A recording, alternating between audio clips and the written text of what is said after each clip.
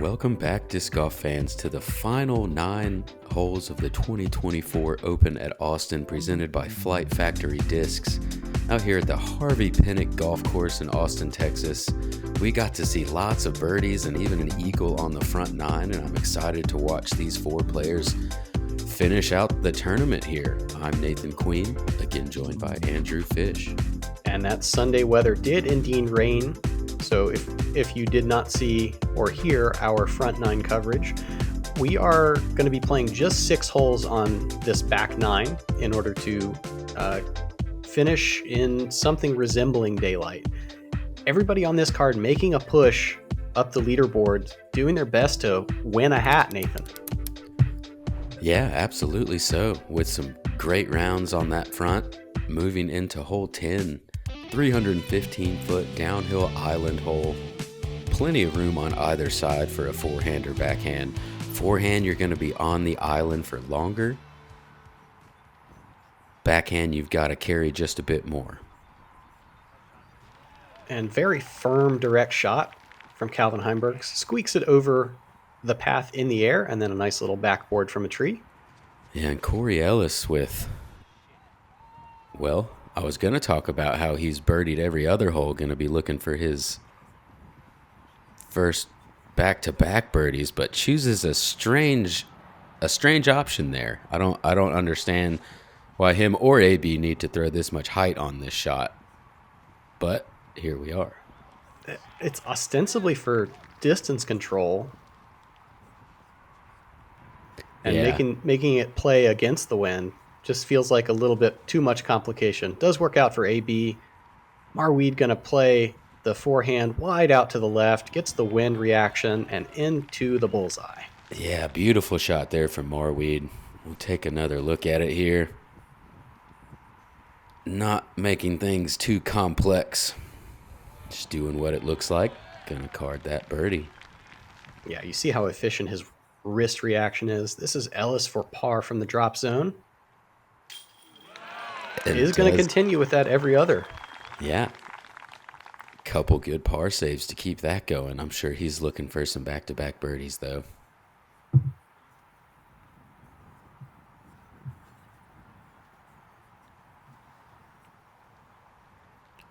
And yeah, just knew it from the release. Wasn't happy with it, but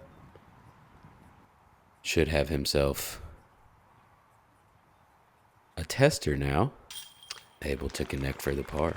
Yeah, longer than you'd like with the lifting crosswind option, but does stick it very well. Hole 11, par 5, 1,000 feet, lined by out of bounds on the left and right sides. We get to a pinch point here around 600 feet or so.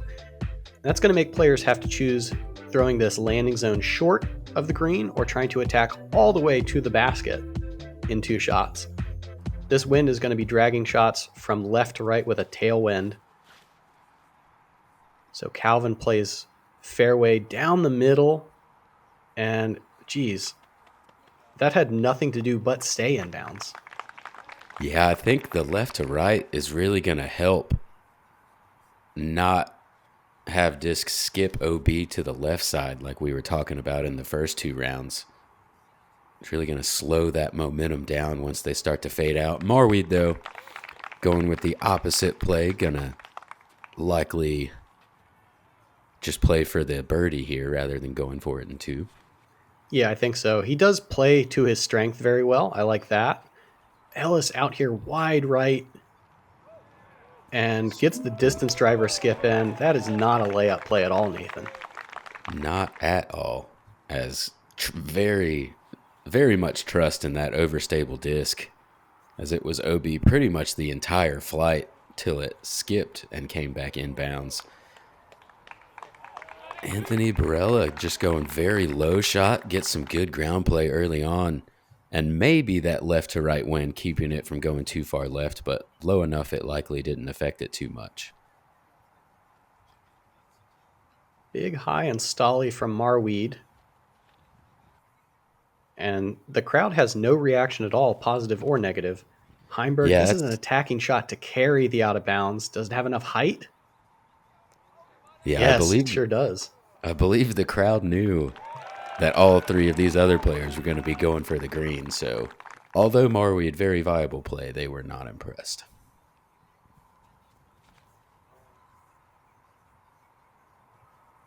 Ellis with the hyzer release gets it up to flat, and may have been saved by that tree branch from going into the out of bounds. Yeah, hard to say someone had too much height on a second shot going into 1,000-foot par 5, but Corey Ellis may be a bit too much height there. My goodness, Anthony Barela just full hyzer in, still goes a bit long. Still going to be inside circle 1 with a look for his second eagle of the round. And you saw Marwede's disc in the bunker, so he is going to have to settle for the par. Nathan, I don't think you really misspoke when you said par 4. Like, when we see guys throwing past the basket, it just means that the Pro Tour is going to revise the par the following year. Yeah, I agree. I would still be playing for the 4 on this, regardless of whether they change the par on it or not. But the way that the majority of players on tour throw now, I agree. Likely par 4 here. And the putting woes for Barela kind of continuing. Here he is for his birdie comebacker. That's a little disappointing. Just kind of an ugly miss on the first attempt. Stats do say, though, 4.67, still averaging close to that easy par 5 mark. Yeah, that's how out of bounds stacks up on you. We're going to skip hole 12 and go straight to 13, 415 feet, a par 3. Throw your shot straight and then let it fade. Don't try to park the basket directly at it. This looks fantastic. And Calvin has thrown to that same spot 3 times in a row now. Yeah, trusting the stability of that disc, throwing it right at the ball golf green and just letting it fade. Corey going to choose the one angle high hyzer. A lot more difficult to get a skip with that shot once you carry around those branches, so he's going to end up inside circle 2.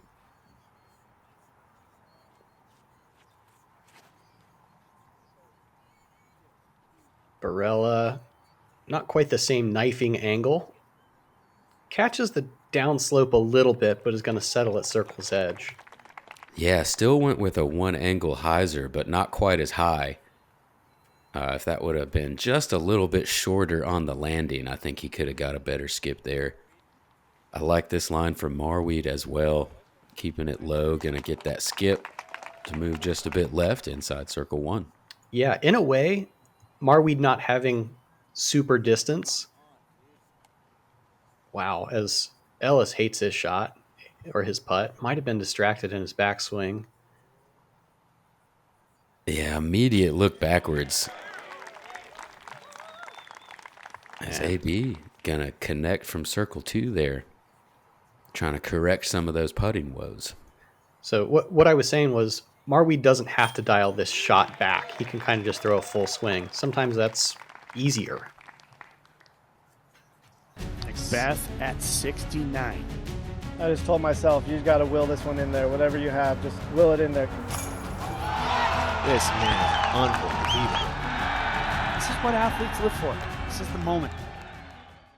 Got a good day coming, and it's all I need. Everything I wanted is in front of me. It's a good, thing.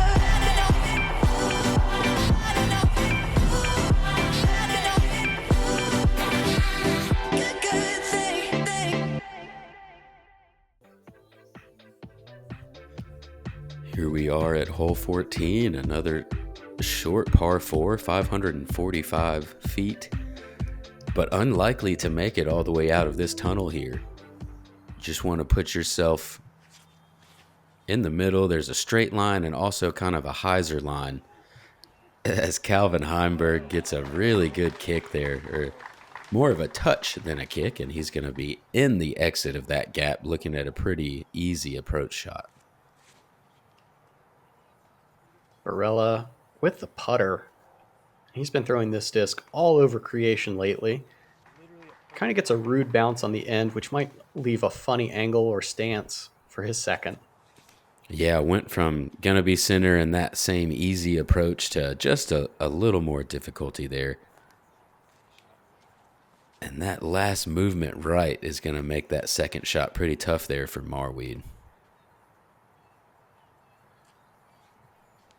As Corey, good second kick to not end up OB on the right side, but a second grip lock in a row there gonna leave him in a very difficult position to save par.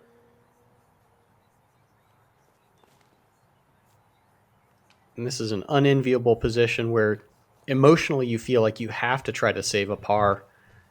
Ellis is still going to be throwing his fourth before the rest of the group has thrown their second. Yeah, and there's, from that far back, there's a bunker that definitely comes into play. He's able to stay short of that, I believe, but going to be putting for a bogey now.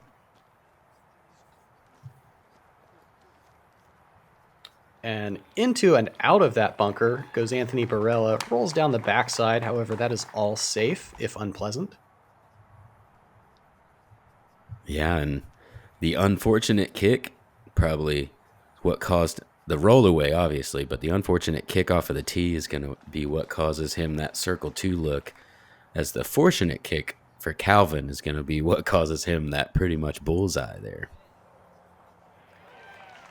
And the green flag for Andy Marwede, chalk it up as a birdie. He had to throw just a weird sculled shot along the ground. Yeah, and the way that landed, oh, good stop there for AB to stay out of that hazard. I wonder if Marwede had to putt in the hazard without the stroke there. Yeah, and that would be a legal stance, and hazard is inbounds. And Corey just kind of hating everything right now as that slops out the right side. We are going to skip holes 15 and 16, again for daylight purposes, and go to 17, 410 feet. There's out of bounds to the left, a Mando on the right side, and then the green kind of fronted by 5 evenly spaced little trees. This puts a lot of players between distance driver and fairway. Everybody's going to throw backhand, I would imagine. Yeah, if you are throwing forehand, it is not for birdie. Wow. Beautifully drawn up line from Calvin Heimburg. Catches a little bit of skip at the end, which you probably don't expect or even care about once you hit the shot that well. A little bit. I know we're throwing round things, but that swing pattern was a little round for Marwede. He gets off to the left, does kick to the right, and stays in. AB kind of following that same path. That gets bogged down in circle 2. Yeah, it does have enough turn to miss that tree, but not enough carry at the end. And Corey Ellis has the right line here. A bit on the high side, but going to miss all of those branches. Probably almost as close as you can get on this hole to the bullseye. Yeah, I would think so. And a good recovery for him after that kind of disastrous 14th. Marwede lays up. Barela takes a little poke.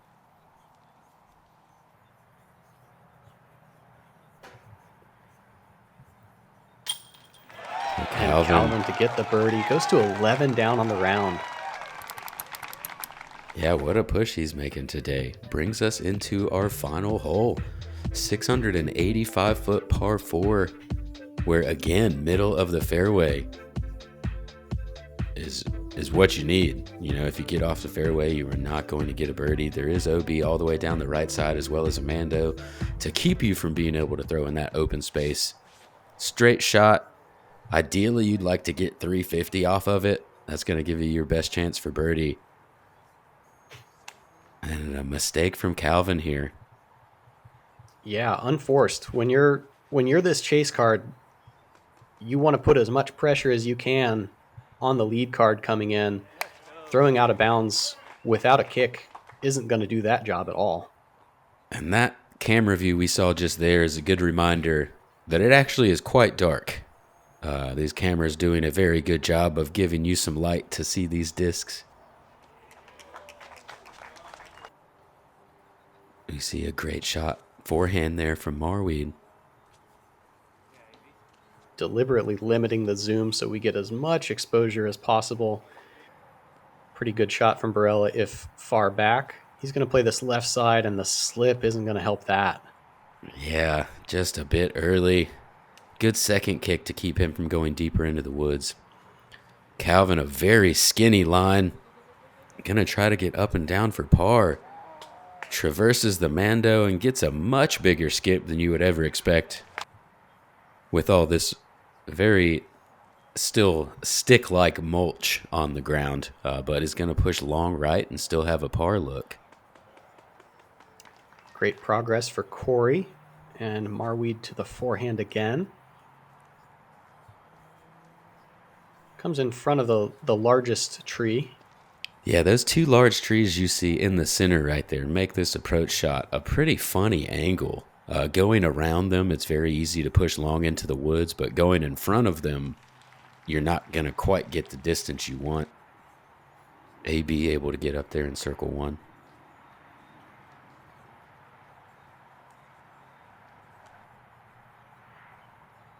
Par look for Calvin. Gonna take a bogey on the final hole. Gives a little more breathing room to the lead card. Kind of ends Calvin's push. While we're here, I want to shout out Tristan Tanner. I saw my second ace in 2 days on hole 13, so I might be the ace watcher now. Alas. Never bad to see a lot of aces. Makes you feel like you can get one, right? Yeah, hope springs eternal. Corey Ellis with the birdie to close out. Pretty respectable 6 down to finish here.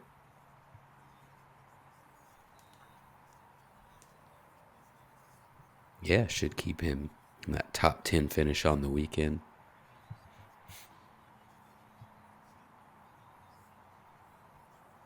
It's AB, one final par look here.